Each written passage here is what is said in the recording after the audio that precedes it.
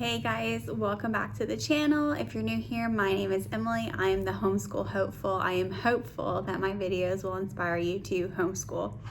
I'm gonna make this a quick video. I don't want this video to come off as like a shaming, like I'm shaming or I'm being shamed or anything like that.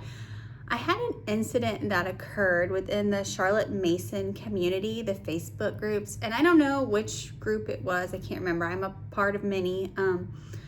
So somebody had posted that they were trying to place their child in, like, where should we start, pretty much, in one of these Charlotte Mason based curriculum programs.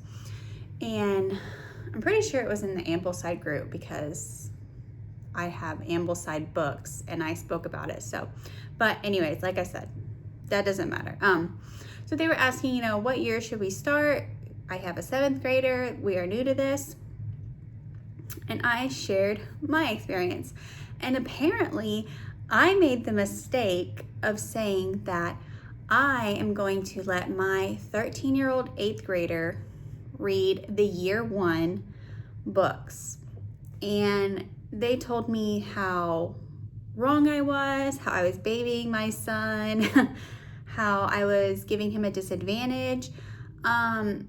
And they don't know me, they don't know my son. So I was kind of taken aback, like how so many people were telling me that, because personally, I think that goes against what Charlotte Mason even wants. It's not like a ABC type of thing. We go by the child, and it just really threw me off. And it kind of made me think, like, what does my 13-year-old 8th grader need?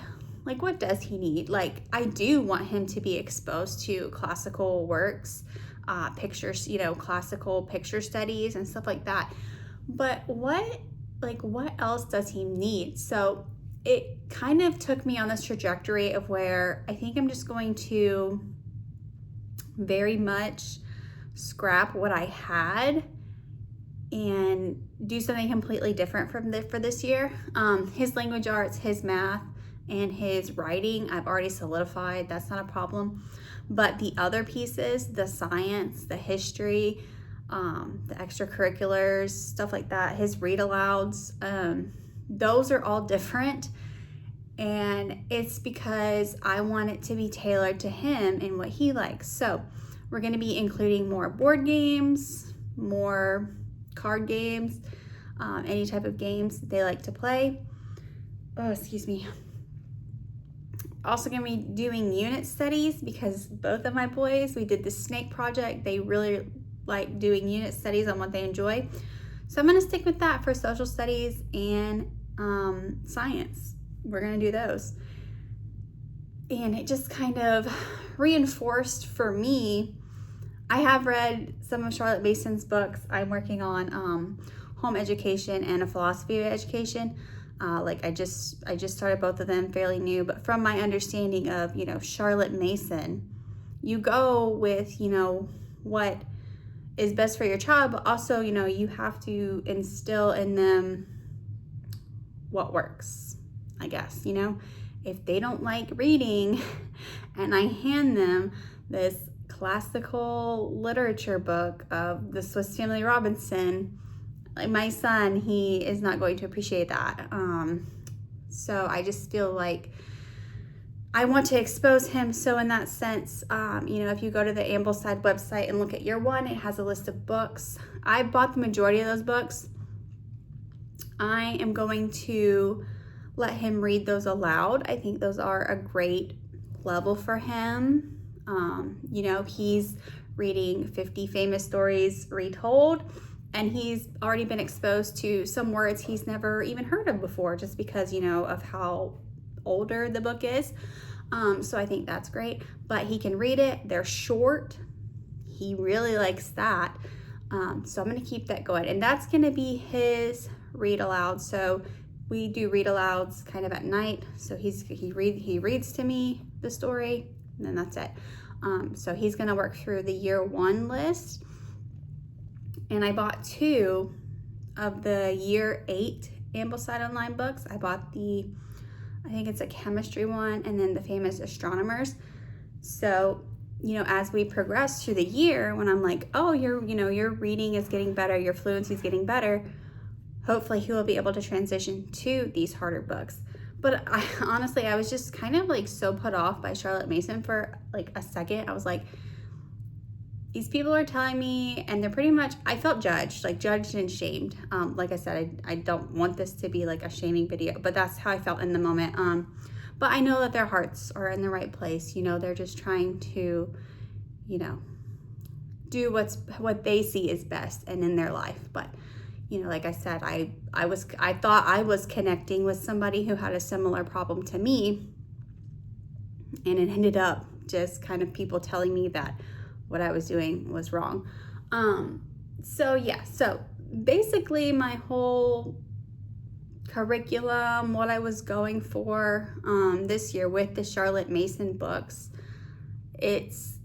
we're still reading them, but I'm going to put them more on the back burner.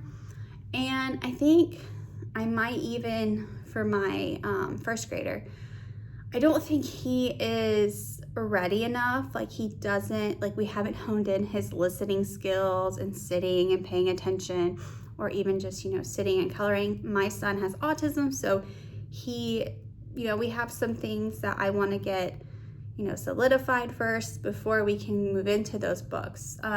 He does good. I read him the Blue Fairy book. We've been going through the first one, which is Beauty and the Beast. I sit down and I read that to him when he eats breakfast or lunch. So, we're moving through it very slowly, but he is listening and understanding that. And it's kind of at this place where it's like he has to listen right now. So that's what I mean.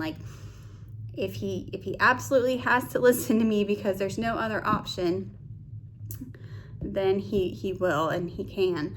But so that's what we're going to work on this year, is sitting up, looking at the person, paying attention. Okay, if we're allowed to color or draw, how do we do that and pay attention at the same time?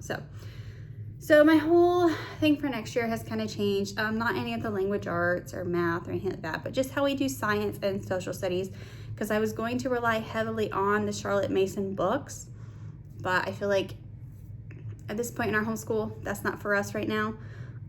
So I'm pivoting, and I'm happy about it. I am going to use resources from The Waldock Way. She has some amazing things that I want to try with them for unit studies. And just some other things. I picked up a lot of books about ancient Egypt. I got a board game about ancient Egypt. So we're going to go down that route starting out. So I'm pretty excited. And yeah, that's just some thoughts, things I wanted to get off my chest. And if you have any comments, please leave them below.